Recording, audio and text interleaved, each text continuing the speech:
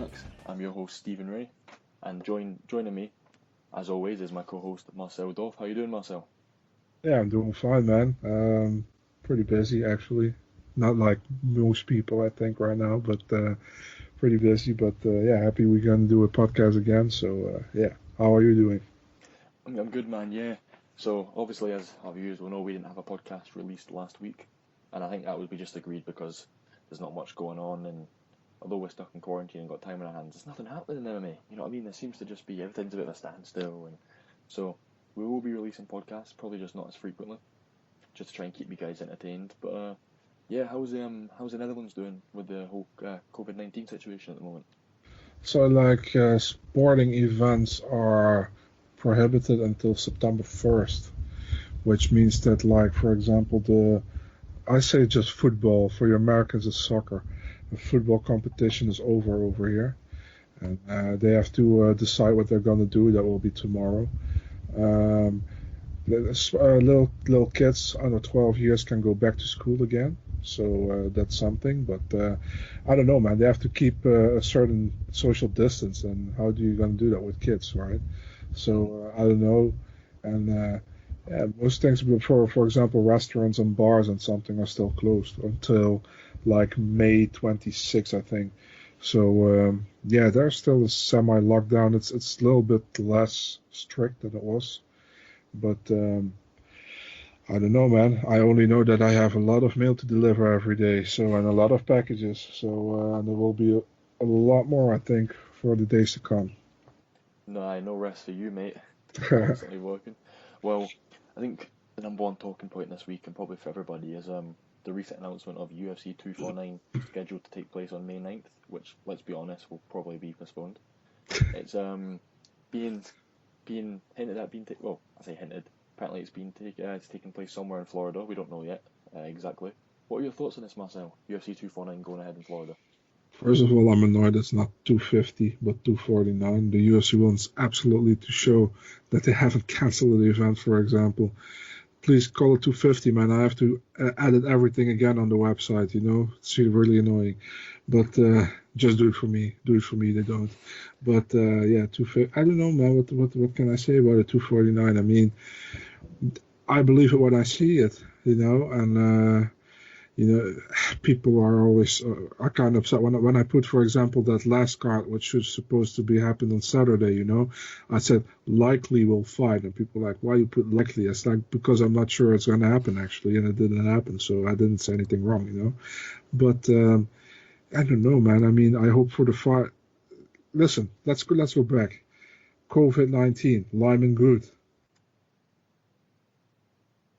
We all heard the story. What happened? He was positive for COVID-19, you know, and that's why he pulled out against Bilal Muhammad for last Saturday, before the card was already cancelled, actually. But I mean, there's an example that it's not that.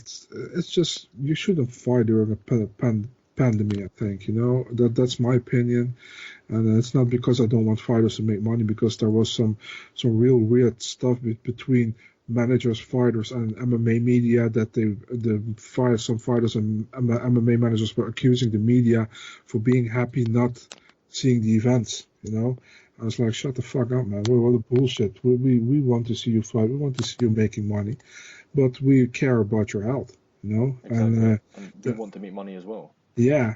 So I mean, we care about your health, and actually you can blame us, but maybe you should blame the organization that put you in danger. One Dana said, we are cool if you don't take a fight during this thing, but you also can't take a fight. I mean, there be actually a choice, you know? Should you be fighting during a pandemic? I don't think you should, but that's not up to me. But please don't go after the media, because it's not we can do anything about it. You know, it's for example, many people said like the moment Lemoore, California was announced as the place to be, it got shut down. What did you expect? I mean, what did you expect, honestly? They can you can blame the media. The media aren't there to protect the UFC. The media are there to put out the news, to put out factual news. I know some media just don't do factual news, but that's what you should do, you know. And Yeah, that's all. That's what there is, and I don't understand. I understand the frustration by the fighters 100%, but to blame the media, it's kind of stupid, man, in my opinion. But I kept my mouth shut on Twitter because I really didn't have the time to get in discussions and all that kind of stuff. Sometimes I give my opinion on Twitter, but I try to keep it a little bit mellow. I don't really like to get in fierce discussions with people because I have to do my personal life many times, and I prefer to have it in my personal life than do I do it on Twitter. Exactly, man. I agree. And just quickly talking about UFC 249 before we move on. As we know, Tony Ferguson cut weight last week and expected to make the 155-pound limit again in 3 weeks' time, the interim championship against Justin Gaethje. If it goes ahead, which it won't, but let's go to Dreamland for a second, Marcel. It happens somewhere in Florida. Yeah. I mean, the wild state of Florida. Tony Ferguson steps into the cage, or whatever they'll have. They might have a fucking sandbag this time. A sand fucking circle. You never know. He steps into the cage with Justin Gaethje. What's your predictions for that fight? How do you think it goes? Who do you think walks away with the interim strap? Yeah, it's actually a horrible. How do you say that? Horrible to give a prediction for that fight, for the simple reason that Gaethje can crack, and if Gaethje cracks, I have a problem. And Tony gets cracked many times in a fight, but he always knows he's just gonna make like how do you say that? He's gonna roll. He's gonna roll. Yeah, roll back, roll on front. He does everything crazy to get his time, to get his win back, and then he normally finishes the fight. So I don't know. My pick would be Ferguson, but a 50-50 chance. I think Gaethje can win this as well. But man, if Gaethje wins this, we will never see Ferguson against Khabib. Exactly, and I think we're cursed to never see that fight. Personally, although I'm a massive Tony Ferguson fan, I'm taking Justin Gaethje. For what you mentioned, Gaethje can crack. Yeah. And Ferguson's chin looks like it's depleting more and more every fight. And he's 36 years of age now. And I reckon if there's only so many times he can withstand all that punishment to the chin. I think it's going to take someone, a big puncher, a big powerful puncher like Gaethje, who can string combinations together successfully, can fight in the pocket, to in and out of the pocket. He's quite good at range as well, to really find that chin and just put him to sleep. And also, as we know, Ferguson came back, he rehabilitated his LCL injury by himself as well, and against Pettis he looked a bit wobbly on it. Cerrone not so much, Cerrone doesn't really attack the legs as much, but Gaethje, as we know, he hits them leg kicks from every angle. Yeah. And I really feel Tony's best chance of winning in this fight is kind of, let's say he gets dropped, it goes to the ground, kind of roughening Gaethje up, the elbows, like he likes to make it look like a horror movie a bit, a gore movie, rough him up, get the blood flowing in. I'm not saying hope for a doctor stoppage or something, but do enough damage to where Gaethje looks like he's been in the movie Leatherface or something. So, but I'm leaning Gaethje just for the fact that he can crack, and Ferguson's chin has been depleting a lot as of late. But as we both said, I kind of hope the fight doesn't go ahead for fighter safety reasons. And Lyman Good obviously came out, had the coronavirus. What would have happened if he wasn't sure of that? And the fight went ahead, and so yeah, there's a lot of things to discuss there. Well, Bellator recently announced that they've cancelled the shows that were scheduled. For example, the June card that was headlined by a rematch between former UFC lightweight champion Benson Henderson and arguably the promotion's greatest talent, Michael Chandler, who had one fight remaining on his contract. This was set to be his last. So instead of just discussing the cancelled events like we have been doing the past few weeks, let's jump into Michael Chandler, who's got one fight remaining on his contract, set to be a free agent soon. What would you do in Michael Chandler's shoes, Marcel? We sign with Bellator. You'd re-sign with Bellator. Why would you re-sign with Bellator? Because he's a star over there. And he gets paid well. If he goes to the UFC, he's not a star over there, and he still has to prove it, And maybe if he wants to test himself, he can go to the UFC if the UFC is interested. And if not, go PFL, PFL will definitely be interested in him, I think. I see that happening. Ryzen, I don't know. I wouldn't go into Ryzen, to be honest. But yeah, I would re-sign with Bellator if I was him. He has a star. Yes, he's one of the poster boys over there. With one of the big stars. So I would stay there if I was him. If he has a good contract, why not? Why risk it to go to the UFC, get two difficult matchups, maybe lose 2 times, you never know, and then where you at then, But you can take the risk. If he has the hunger to take that risk, he should take the risk. If he doesn't have it, stay at Bellator. I think it all depends on, personally for me, I think it depends on Chandler's goals. If he's looking to add another major bout to his collection, for example, let's say he went to the UFC, I don't want him to Ben Askren himself. Like you said, get two tough opponents, two losses, something like that. As he is a bit older now and battle tested. As you've stated, Marcel, yeah, he's got a fantastic contract in Bellator for not being a champion. They pay him well. He's won the poster boys. But I think if he's still got that hunger, I really think the right decision for him to make is to can you still hear me? Is it all good? Yeah, I hear you Oh, perfectly, good. but I think Just my the video camera. was so yeah, exactly. Good, all sorted there. I think I wouldn't mind seeing him in Rising, but I think a good move for him would be one championship, and I'm only seeing one championship if Alvarez's two main goals right now are to make make a fuckload of money Uh, and or win another major world title. If you look at one championship to lightweight division, it isn't the deepest in terms of you want to take the talent and compare it to the Western talent, and Al- I think Alvarez is matched up right now, right? Alvarez is what? Sorry, He has a fight booked. Alvarez does, but if let's say Chandler has one more fight in Bellator, right? Alvarez has that fight. Win or lose, that trilogy is always going to be there. Mm. Picture this: Chandler's debut, even not his debut, they feed him some tin can, he brushes him off. One of Alvarez's first fights in one championship, he's making a fuckload of money like Alvarez, something like a seven-figure contract apparently. A trilogy of Eddie Alvarez, boom. Are you telling me that is not one of the biggest fights one championship can make right now? Because I agree. I assure you, I don't care where I am. I will tune in to watch them men brawl, whether it's their first, second, third, or 10th fight. These two men, it's tit for tat, they're back and forth, and I just think that's the biggest fight one championship can make of them. I agree. When I think about one championship doing a rematch of third fight, do you remember they did the fourth fight between Andrei Arlovski and Tim Sylvia? And then Andrei Arlovski got first DQ'd, but later no contest for kicking him in the head while a down opponent, like foot stomping him. And after the fight, they were like, "Didn't you know you couldn't do that?" He's like, "Yeah, I know I couldn't do that, but I liked it." Oh, what a bad man he was in his prime, I'll tell you that. Yeah. Well, for some other news that I think was expected to happen at some point due to no being fights going on. They're fighters, they often get in arguments with one another. This week, recently, middleweight champion Israel Adesanya is engaged in a war of words with former welterweight champion Tyron Woodley. Yeah. You've had Adesanya going back and forth with him, Woodley saying he'll come up and knock his ass out, things like that. What's your thoughts on this? You know what I mean? Woodley kind of trying to challenge the middleweight champion here, and Adesanya giving him some of his own medicine back. Adesanya's trash talk is as how do you say that? Is as exciting as the programs my mother is watching when I'm working. Absolutely boring. I don't give a fuck about it, to be honest. He's a great fighter. Nothing to take away from him. He does very well in the cage, you know, very good. But the trash talk and the being funny thing is not something that really is for me. At least I don't dig it how he does it. You know, from some fighters I like it. For example, with Ben Askren, when he was in the UFC, I thought it was funny. You know, I Yeah, thought it was funny against Dana just in general on Twitter. You know, but Adesanya, it's not just funny, but he also has a deeper meaning in the things he says all the time. And sometimes it's just kind of, yeah, mean sounds like I'm a little boy, you know, but I don't want to say mean, but kind of nasty, you know, and not really my thing.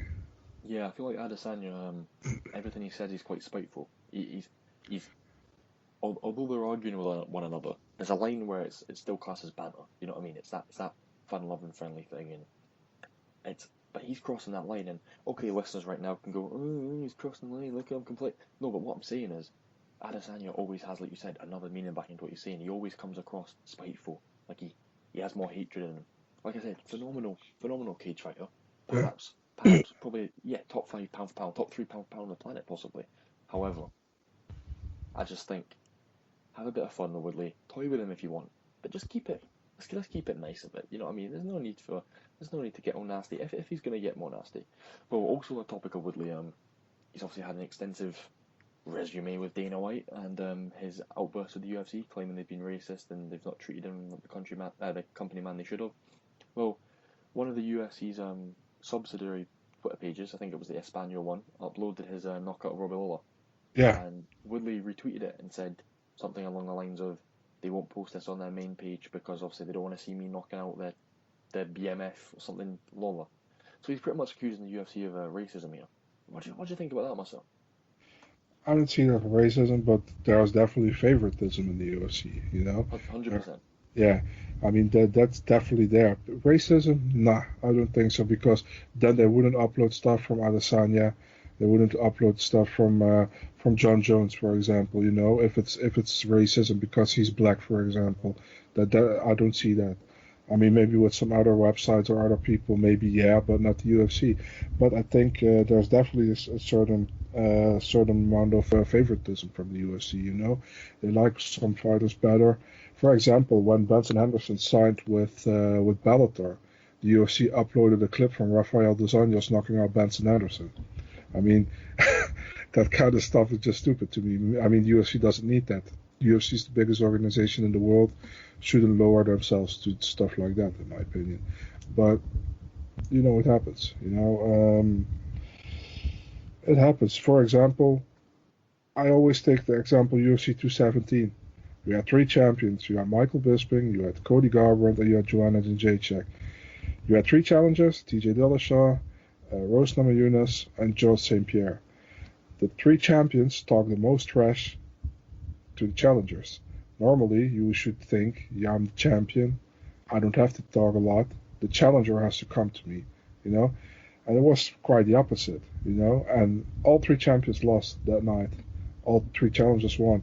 We know the TJ background, so not something to be really proud of probably, but they all three won.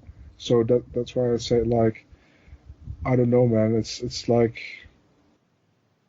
I don't know what to think about it. I mean, I think Woodley, if Woodley says it's favoritism, I agree with him. If he says it's racism, I don't agree with him. Yeah, I definitely agree it's favoritism, but I'm not saying when the UFC treat you unfairly that you have to sit down and take it, but let's be honest, he's not in Dana White's good books. I mean, No. I don't think any of us wimpy MMA journalists, as he's put it, apart from Robbie from Barstool Sports, who, let's be honest, isn't a bloody MMA journalist. I don't think any of us are in his good book.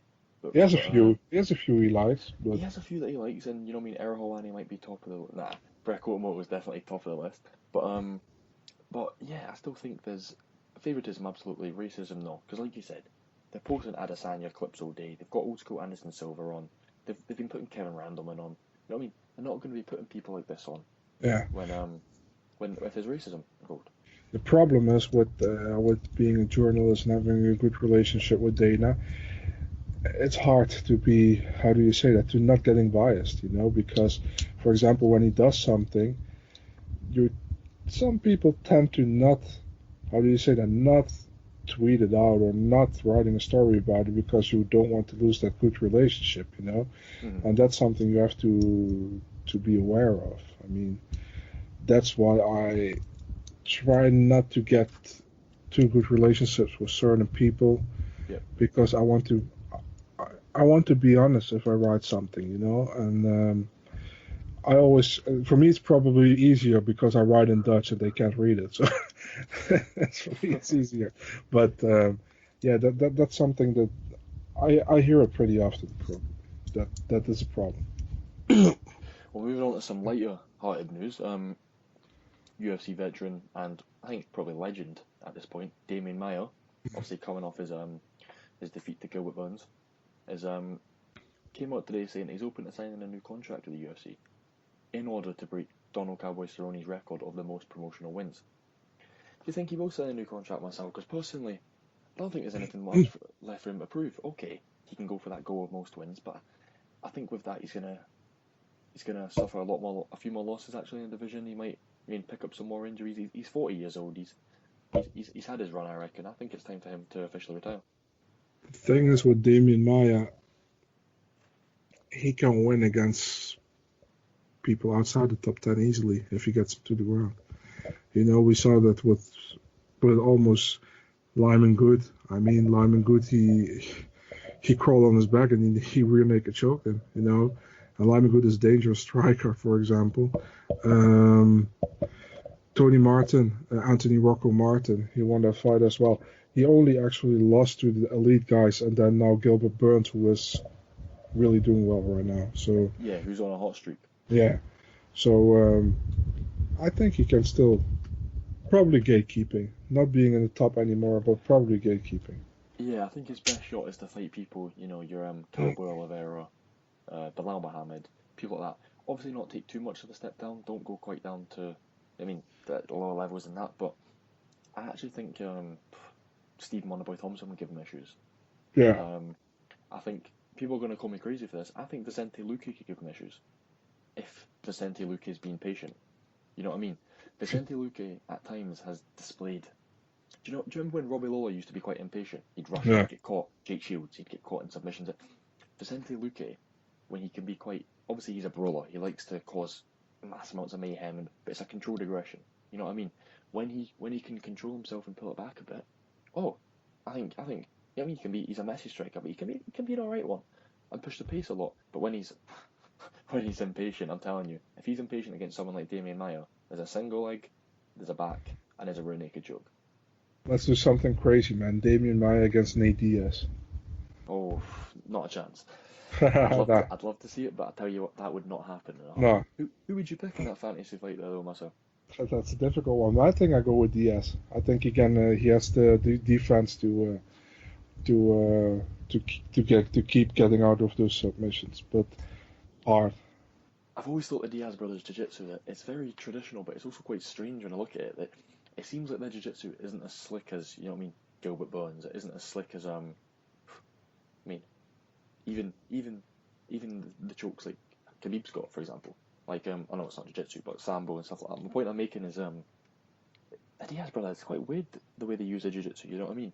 You look at the last minute or so of Nick Diaz versus Carlos Condit for the interim welterweight championship, and Nick almost had his back and took him down. It's quite strange, his movements on the ground, his way of sprawling and things like that. What you talking about, man? 209, motherfucker. Hey, I'll tell you right now, Nick Diaz got me into the sport, and I'm forever grateful for him for that. I was just kidding, man. My all-time favourite fighter, so don't come at me like that. You know what I mean? I'm 209 till I die as well, guys. No bias in the journalism land, but come on. I'm John Anik tattoo on my forearm and everything, but yeah, I don't know. They've got quite weird jiu-jitsu, but it worked for them. It works for them absolutely. But yeah, so finally, I think one of the final things we're going to talk about today, actually, if not the final thing, is we're going to be introducing, Marcel and I have discussed, we're introducing a new segment called Fighter of the Week, and this is where we showcase one European fighter, from a prospect to, you know what I mean, a retired fighter, somebody who's been there and done it all, and any status like that. You can leave recommendations of it if you'd like, someone that we'd like to cover. But for the first ever Fighter of the Week, Artem Lobov. No, I'm just kidding. the GOAT, Artem Lobov. He's the greatest Irish and greatest Russian fighter. Rumour has it ACB are too scared to sign. Long story short, we've decided to go with Alistair Overeem. And I know this means quite a lot to Marcel as a Dutchman himself. Overeem's got that bit of Dutch blood in him, I believe. Well, fights out of Amsterdam. Yep. Yeah. And I quite like Overeem. I mean, he seems like a cool person, and as we know, he's an elite level fighter even to this day. So, Marcel, do you want to talk us through Overeem, your favourite moment of his career, why you like Overeem, things like that? Yeah, I think Overeem has come from far, man. I mean, he did kickboxing as well. He actually won a K1 title, but he was already in MMA back then. Yeah, I actually remember his debut fight against Ricardo Fiat. It was in the Netherlands. I have it on DVD, by the way. So, yeah, it was against a big dude who looked really angry. I link you later, then you can look it up. Please do. Yeah, and he submitted him, and he looks very surprised himself. I think I'm not sure anymore. Could be a guillotine. But my favorite moment from Overeem, it's probably, the Americans not going to like that, but that's when he finished Brock Lesnar in his UFC debut. I think that was something amazing. I know he was on the horse meat probably, but that was great back then because I knew that was going to happen. Many people knew, and Dana White was so sure Brock Lesnar was going to win that fight. And that makes it extra funny that I knew it was going to happen. Yeah, that was probably my favorite moment of Overeem, and it sucks that he hasn't won a UFC title because that's actually what's not in his collection yet. He got the Strikeforce one, he got the how do you say the Dream one, yep. Yeah, and he got the K1 one, yeah. the pride he didn't got. He was back then was a light heavyweight when he fought that tournament, and he got knocked out by Chuck Liddell. But yeah, he's a great fighter. I would call him the second best fighter ever come from the Netherlands. I think Bas Rutten has still the number one spot over here, in my opinion. But over him is definitely close to the first place. Second, definitely. So, yeah. Yeah, well, my favourite moment of Alistair Overeem's career, I mean, you pretty much summarised it there, Marcel. Fantastic career he's had. I just believe that skill-wise, or technically wise, he could be the best heavyweight of all time. If you want to look at awards, titles, prestigious honours and that, he easily is the most accomplished, I believe. You know what I mean? He's way ahead of the rest. His striking, especially in his prime, I mean, it was above and beyond everyone else's. His skill set, the wide array of attacks in his arsenal. But going back to my favourite moment of his, I was going to say him kicking Lesnar, finishing him off on the ground, referee letting him eat one more big body shot. That was a nice sight to see, especially even more because to Dana White's dismay. But I'm going to go with his knockout of Andrei Arlovski. You know what I mean? The main event in 2016, and this is I mean a year or so after I got into the sport, and so I remember watching this one, and if I believe he hit a crane kick, Yeah. and Arlovski managed to stay standing, but he followed up with a left hook. Literally, as soon as his feet landed hitting the ground again, he just followed up with a left hook. Arlovski was flattened out. He was down. Finished him up with strikes, and I remember watching, and I was thinking, Overeem's what, 35 years old, and he's moving pretty well. He's off the horse meat. He's no longer Ubereem. However, he's still moving pretty fluidly. He's still moving okay. Another title run is going to happen. That's what I thought at that moment. You know what I mean? Another title run, and as we've seen, another title run ensued, and he made Stipe tap. The referee did not see what happened. I'm only joking. He didn't make Stipe tap, but we all know what happened there. But yeah, Overeem, one of the most explosive and deadly finishers, I'd say, probably, quite possibly in MMA history. He was 6 seconds from another title run when he lost to Jairzinho Rozenstruik. Do you believe he'd have another title run after that? Because I don't know if he had another title run, but he was close to another title run probably I think his best shot to the title. So he beat Pavlich, he beat Alexei Oleinik, and he looked pretty rough in the Oleinik fight, even though short on the feet. But you've got to knock out Oleinik if you're over him, right? Even though they're good friends, sparring partners, and all. Let's be honest, he was beating Rozenstruik. Was quite impressive on the ground in that fight. Showed that he was still the Overeem as we know it now. Let's say hypothetical world he beats Rozenstruik. I think his best route to the title is through Junior Dos Santos, because he's beaten him before. JDS is no longer that feared man he once was, and he's coming off a loss to Derek Lewis. I'd love to see Overeem and Derek Lewis, but I feel like it'd be pretty similar to the Volkov fight, where Overeem would keep his distance, he'd be beating him, points, and Derek Lewis would just crack. It's over. So, yeah. Yeah, Hartman, I think it would be similar to the Jairzinho Rozenstruik fight, Lewis one. He takes him down and he tries to keep him down there, but he has to be aware for a hard shot, and that's the thing, man. Overeem, listen, I always get crap from people over here in the Netherlands when I say Overeem has not a good chin anymore, but he doesn't have it anymore. That chin, he could have fought stand up back then, and he could have taken the punch, but he can't take really a hard. I know it's heavyweights, I know, guys, but there's a difference between, for example, the chin of Francis Ngannou, the chin of Curtis Blades, and the chin of Overeem. You know, it's a little bit like Melvin Manhoef as well. You know, Melvin Manhoef was also a fierce striker. He still is, and but his chin, man, for some reason, he gets dropped too easily. He gets knocked out so quick sometimes that just sucks, man. And definitely, if you're a stand-up fighter, then that sucks, you know. And for example, Manhoef never won fight by submission. So yeah. Yeah, I think obviously, as we all know, it's down to Overeem. He's been knocked out a combined 16 times throughout his kickboxing and MMA career. Yeah. Which is profound. He's been knocked out the most, I think, possibly, or any heavyweight that's ever it's been in the UFC. And for me, I only noticed that when he got front kicked by, I think it's classed as a front kick by Travis Brown.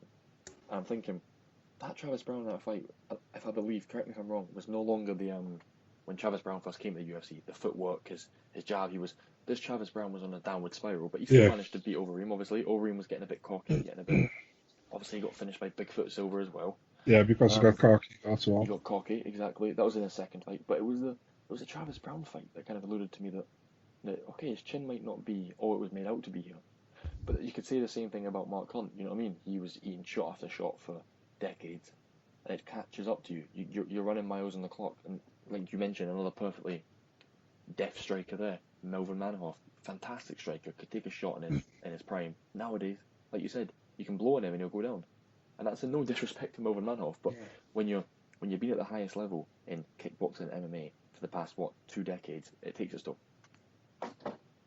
Yeah, I agree. Right, so I think, guys, we're going to just wrap up here. 32-minute mark. It's quite late when Marcel and I are, the European men we are, staying up late to record this for you guys. So I'm expecting plenty of likes and comments in the when we see it uploaded tomorrow. Right, Marcel, do you want to let the audience know where they can find you at? Yeah, you can find me in the Netherlands, but on the internet you can find me on Big Marcel24, Twitter and Instagram, and on MMADNA.nl, MMADNA Facebook, Twitter and Instagram.